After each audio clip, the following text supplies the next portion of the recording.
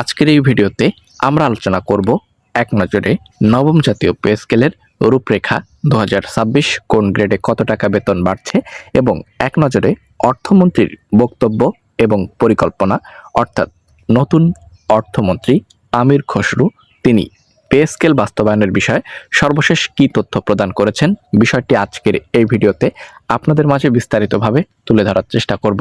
তাই প্রত্যেকের কাছে রিকোয়েস্ট করব, যারা চ্যানেলের নতুন দর্শক এখন পর্যন্ত সাবস্ক্রাইব করেননি, প্রথমেই চ্যানেলটিকে সাবস্ক্রাইব করবেন এবং নবম পে স্কেলের রূপরেখা 2026 নিয়ে আজকের এই ভিডিওতে আমরা আলোচনা করার চেষ্টা করব। কবে কার্যকর হতে যাচ্ছে বা বাস্তবায়িত হতে যাচ্ছে নবম জাতীয় পে স্কেল এবং এখানে কোনো সংশোধন আসছে কিনা, নাকি ধাপে ধাপে এটি কার্যকর করা হবে, বিস্তারিত কি কি তথ্য রয়েছে এবং বাংলাদেশের বর্তমান অর্থনৈতিক অবস্থা কি রূপ রয়েছে, এই সকল এটুজেড তথ্যই থাকবে আজকের এই ভিডিওতে। অবশ্যই যারা নবম পে স্কেল প্রত্যাশী রয়েছেন তাদের জন্য আজকের এই ভিডিওটি ভেরি ইম্পর্টেন্ট। না টেনে প্রথম থেকে শেষ পর্যন্ত দেখুন। তার আগে আপনাদের সকলের কাছে ছোট করে একটি রিকোয়েস্ট করব, যারা চ্যানেলের নতুন দর্শক আছেন এখনই সাবস্ক্রাইব করুন। নতুন সরকারের অর্থমন্ত্রী হিসেবে দায়িত্ব গ্রহণের পর প্রথম কর্মদিবসে সরকারি চাকরিজীবীদের জন্য বহুল আলোচিত 9th পে স্কেল নিয়ে কথা বলেছেন আমির খসরু মাহমুদ চৌধুরী।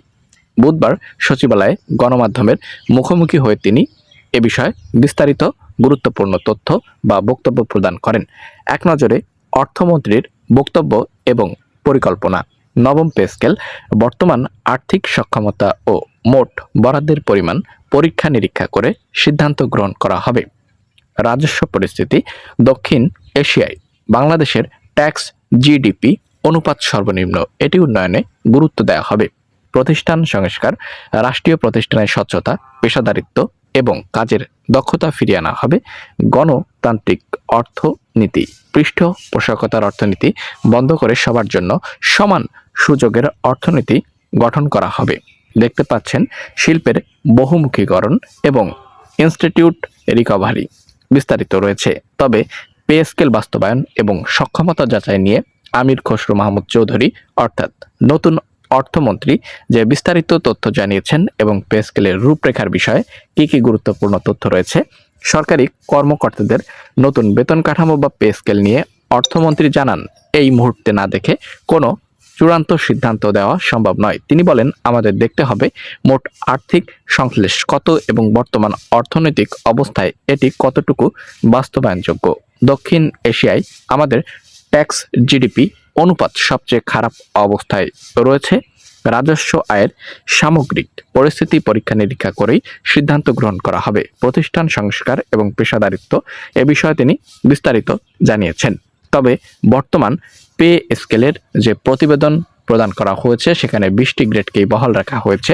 তো চলুন একটু বিস্তারিত আমরা দেখে নেওয়ার চেষ্টা করব। বিষয় নবম জাতীয় পে স্কেল।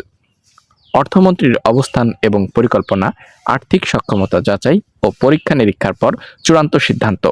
এবং এ বিষয়ে আরও বেশ কিছু গুরুত্বপূর্ণ তথ্য রয়েছে। এবং এক নজরে পে স্কেলের রূপরেখা নিয়ে যদি একটু আলোচনা করি, সেটি হলো গ্রেড ভিত্তিক বেতনের দিকে যদি আমরা একটু লক্ষ্য করি, প্রথম গ্রেডে বেতন 1,60,000 টাকা, দ্বিতীয় গ্রেডে 1,32,000 টাকা, তৃতীয় গ্রেডে 1,13,000 টাকা এবং চতুর্থ গ্রেডে 1 লক্ষ, পঞ্চম গ্রেডে 86, ষষ্ঠ গ্রেডে 71, সপ্তম গ্রেডে 58, অষ্টম গ্রেডে 47,200, নবম গ্রেডে 45,100 টাকা, দশম গ্রেডে 32,000, 11তম গ্রেডে 25,000 টাকা, 12তম গ্রেডে 24,300 টাকা, 13তম গ্রেডে 24,000, 14তম গ্রেডে 23,500, 15তম গ্রেডে 22,800, 16তম গ্রেডে 21,900 টাকা, 17তম গ্রেডে 21,100 টাকা, 18তম গ্রেডে 21,000, 19তম গ্রেডে 20,500 টাকা, 20তম গ্রেডে সর্বনিম্ন 20,000 টাকা। তবে সংশোধন হতে পারে পে স্কেলের সুপারিশমালা।